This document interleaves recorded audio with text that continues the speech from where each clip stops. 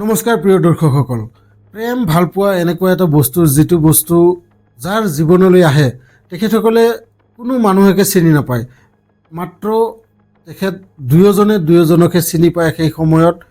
আৰু বাহিৰা কোনো মানুহক তেখেতসকলে চিনি নাপায় তেখেতসকলে সেই সময়ত এটা ৰোমান্টিক মুডত থাকে কিছুমান ফিল্মত সিনেমাত যেনেকৈ দেখুৱায় তেনেকুৱা তেখেতসকলে নিজকে ভাবে আৰু এই সময়ত কিছুমানে হয়তো সফলো হৈ যায় প্ৰেম বিবাহ হৈ যায় আৰু কিছুমানে অসফলো হৈ যায় আৰু অসফল হোৱাৰ পিছত বহুতে ধৰ অইন কাৰোবাক বিয়া পাতি নিজৰ সংসাৰ আৰম্ভ কৰে আৰু কিছুমানে এই অসফলতাক এনেকুৱা কিছুমান ডিচিশ্যন লয় যিটো ডিচিশ্যন সচৰাচৰ গোটেই পৰিবাৰটোক এটা ডাঙৰ বিপদৰ সন্মুখীনত পেলুৱাই থৈ যায় আৰু এই ঘটনাটো মই আজি আপোনালোকক ক'বলৈ লৈছোঁ যিটো ঘটনা যোৱা 15 তাৰিখে দিল্লীত ঘটি গৈছে আৰু এই ঘটনাটো গোটেই ভাৰতবৰ্ষকে এটা হকিয়নি দি গৈছে কাৰণ এনেকুৱা ঘটনা সচৰাচৰ খুব কমেই আমি শুনিবলৈ পাওঁ আৰু এই ঘটনাটো হ'ল এনেকুৱা যে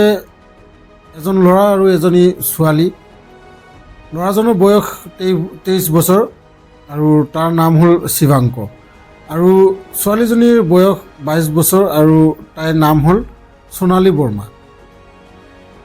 দুয়োজনকে 5 বছৰ আগৰে পৰা ভাল পাই আছিল আৰু দুয়োজনে MBA ছাত্ৰ কিন্তু দুয়োজনৰ ঘৰতে দুয়োজনকে একচেপ্ট কৰি নোলোৱাৰ বাবে তেখেতসকল দুয়োজনে খুব মনত দুখ পাইছিল আৰু দুয়োকে কেনেকৈ একেলগে থাকিব পাৰিব তাৰ বাবে বহুত চিন্তা কৰিছিল কিন্তু সিহঁত দুয়োটাই সফল নহ'ল কাৰণ ল'ৰাজনৰ যোৱা 12 জানুৱাৰী তাৰিখে এজনী ছোৱালীৰ সৈতে বিবাহপাশত বান্ধি দিয়ে ঘৰৰ মানুহবোৰে আৰু সেই ছোৱালীজনীৰো এই 18 তাৰিখে বিবাহ হোৱাৰ কথা আছিল গতিকে এইফালে ল'ৰাজনৰ বিয়াৰ 3 দিন পিছত আৰু এইফালে ছোৱালীজনীৰ বিয়াৰ 3 দিন আগত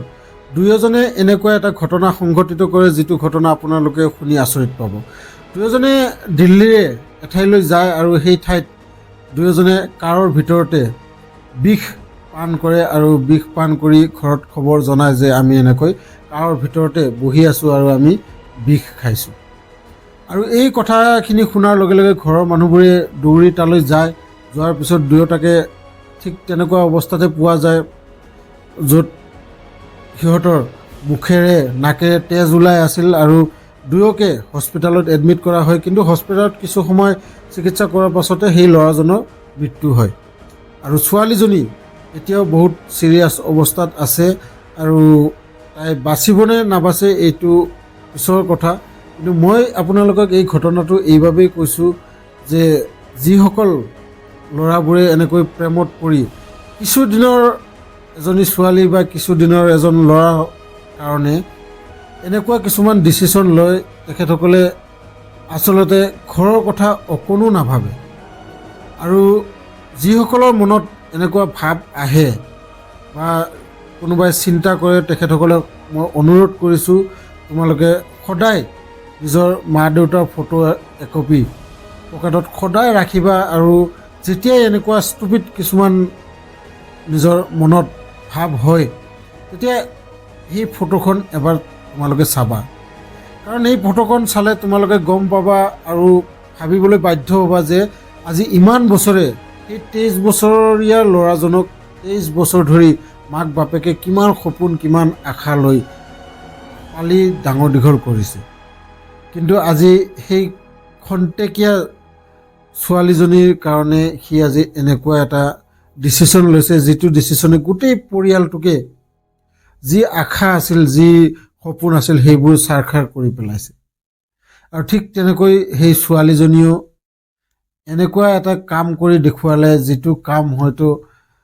কোনো মাক বাপেকে আশা নকৰে যিয়েই নহওক আপোনালোকে সাৱধান হৈ থাকিব এনেকুৱা কামৰ পৰা সদায় আঁতৰত থাকিব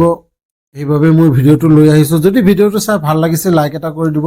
আৰু যিসকলে নতুনকৈ মোৰ চেনেলটোত আহিছে চেনেলটো ছাবস্ক্ৰাইব কৰি ল'ব কাৰণ মই এনেকুৱা ভিডিঅ' আপোনালোকৰ বাবে আনিয়ে থাকোঁ লগ পাম এনেকুৱা এটা ইণ্টাৰেষ্টিং ভিডিঅ' লৈ নেক্সট ভিডিঅ'ত তেতিয়ালৈকে ধন্যবাদ